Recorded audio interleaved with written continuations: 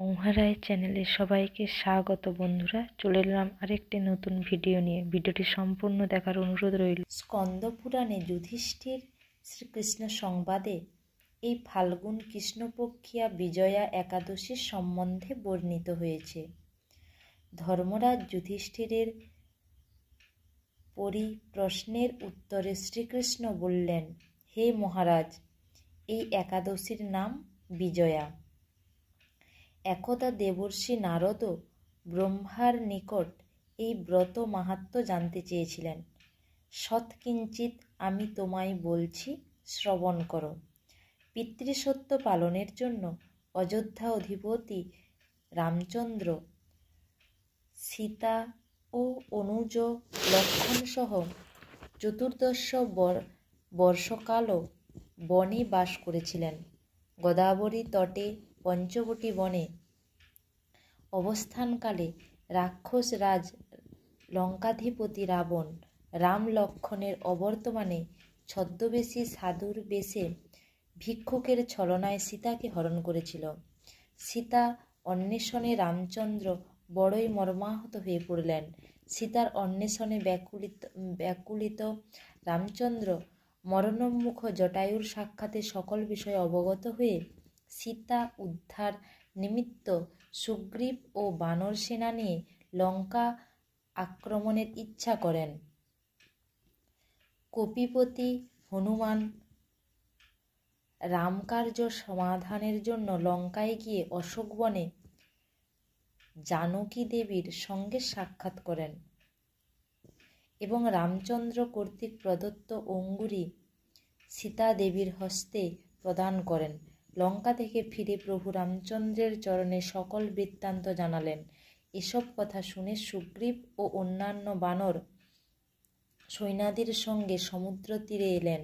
কি প্রকারে এই সমুদ্র পার হওয়া যায় তার একটা উপায় নির্ধারণের জন্য লক্ষ্মণকে বললেন। তখন লক্ষ্মণ বললেন, এখান থেকে অর্ধযোজন দূরে ত্রিকালজ্ঞ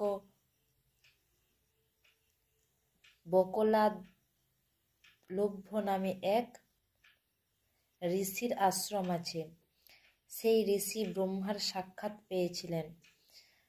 কি প্রকারে সমুদ্রোত্তর হওয়া যায় তার নিকট জিজ্ঞাসা করলে সমাধান পাওয়া যাবে। শ্রী রামচন্দ্র সদল বৃন্দ সহ মুনির আশ্রমে উপনীত হলেন।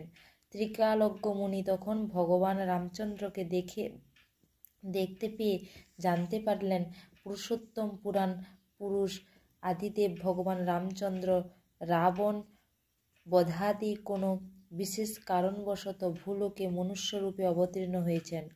ঋষিবর জিজ্ঞাসা করলেন, হে রামচন্দ্রজি, কি উদ্দেশ্যে আপনি এখানে এসেছেন? আপনার শুভাগমনে আমি নিজেকে ধন্য মনে করছি। প্রভু রামচন্দ্র বললেন, হে বিপ্রশ্রেষ্ঠ, আমি আমার সৈন্য বাহিনী নিয়ে সীতা উদ্ধার নিমিত্ত লঙ্কা বিজয় অভিযানে এই সমুদ্র তীরে এসেছি।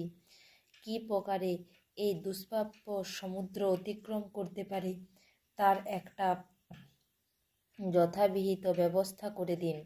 সেই কারণে আপনার আশ্রমে আপনারই দর্শনার্থী হয়ে এসেছি।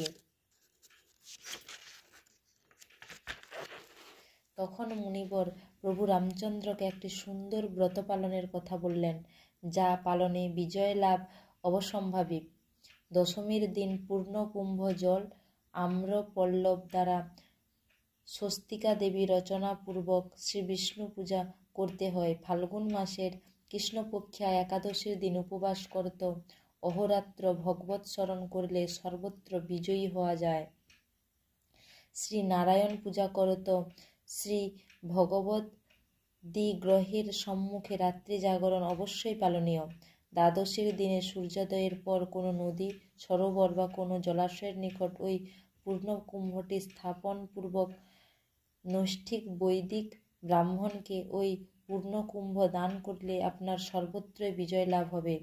মুনিবরের আদেশ অনুসারক্রমে রামচন্দ্র ওই ব্রত পালন করে ইহলোকে ও পরলোকে সর্বত্রই বিজয়ী হয়েছিলেন। এমনকি রাবণ বধার্থে লঙ্কা বিজয়ী হয়েছিলেন। এই কারণে মানুষ মাত্রই বিজয়া একাদশী পালন করা একান্ত আবশ্যক।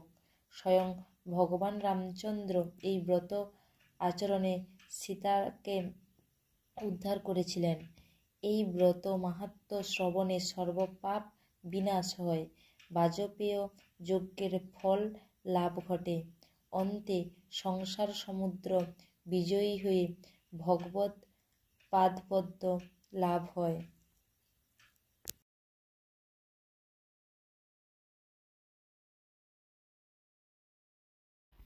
ভিডিওটি সম্পূর্ণ দেখার জন্য ধন্যবাদ। হরে কৃষ্ণ, রাধে রাধে।